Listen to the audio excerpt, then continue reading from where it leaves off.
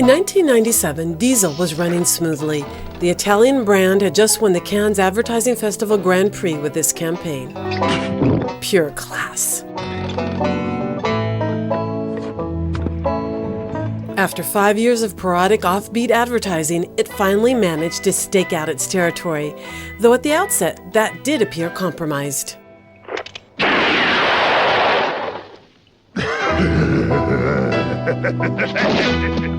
Diesel was founded in 1978, but didn't venture into the world of communications until 1991. Back then, jeans were spelled Levi's, period. Omnipresent, powerful, and symbolizing the American dream, the U.S. giant monopolized the market as well as TV and movie theater screens. Faced with such domination, the fragile Diesel couldn't do much. The only way to assert itself was to detach itself completely from the Levi's message. Watch this. And that's what it did from its first spots in 1992. Although it explored the same themes as Levi's, like hitchhiking, its vision was clearly far more disconcerting. Levi's sold dreams to young girls, while Diesel sold unbridled young girls with an absurdist streak. The Italian was raring to go, and this was only the beginning. To show that it was cooler than Levi's, Diesel would do anything. References to Z-movies, trashy, quirky humor, Diesel's aim was to trap trendy young things thirsting for a subversive message. And to do this, it entrusted its communications to a Swedish agency, at the time the pinnacle of cool. The brand's other strategy, show off your credibility by playing the counterculture card, a very fashionable notion in the mid-1990s. Diesel criticized, for example, the advertising message with tongue-in-cheek humor. Moi je fais le type up. Le type up. Si tu veux parler la plus belle nana, tu prends les stardust. Qu'est-ce que c'est qu'il a les nanas pour de toi? C'est les stardust, génial.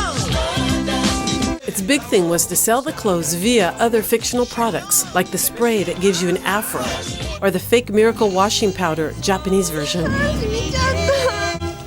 Diesel jeans.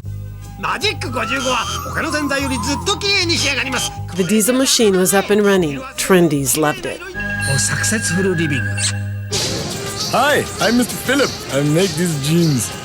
Super denim. No problem. I knew the fabric. And to seek out the trendies, the brand went to their favorite channel, MTV. The operation worked. The ads were ripping, as 1920s hipsters might have said. And Diesel became the coolest brand of the hour. Very stretchy. Not forgetting, it's good for your love life too. Super denim. Yes, Levi's was worried, especially as Diesel continued to caricature the American way of life. The average young American, the Cadillac, not forgetting the blow-dried blonde, came to life in kitsch parodies which illuminated the road to success. In 1996, the brand opened its first store in New York and set about world domination.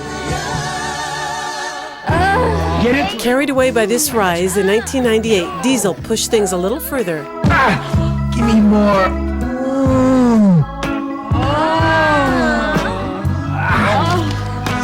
With the character of Mr. Bush, libidinous porno filmmaker disguised as ideal son-in-law, it attacked American schizophrenia and Puritanism.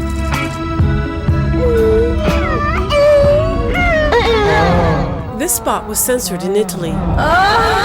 But Diesel didn't care a fig for scandal. In 2001, it invented a starlet, Joanna, whom a tabloid was trying to drag through the mud. We find out more about Joanna's dirty past. This could be where Joanna was brought up. The brand knew its own image would soon be a problem. Diesel, too, became a star, selling more and more, yet under threat of becoming staid. In short, losing one's trendy friends is a real tragedy.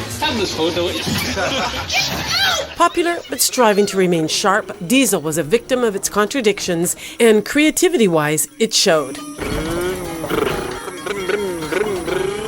Consequently, by 2003, it was struggling. But how could you be an oil magnet, yet keep your trendy status? Well, Diesel seemed to have found the solution. It chopped its communications in two. On the net, it lured trendsters with mental clips by young with-it directors, like here, a film dreamt up by the little Frenchies that surfaced to air.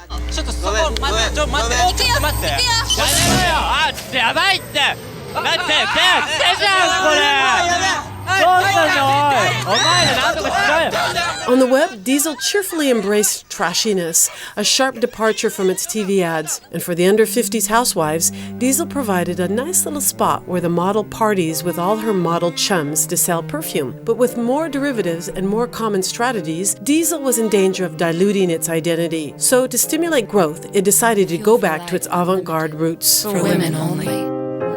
The new fragrance by Diesel.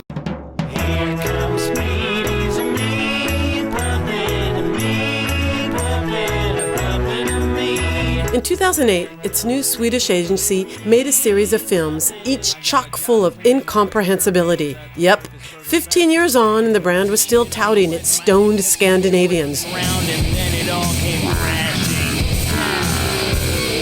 Warning, avant-garde can lead to overdose.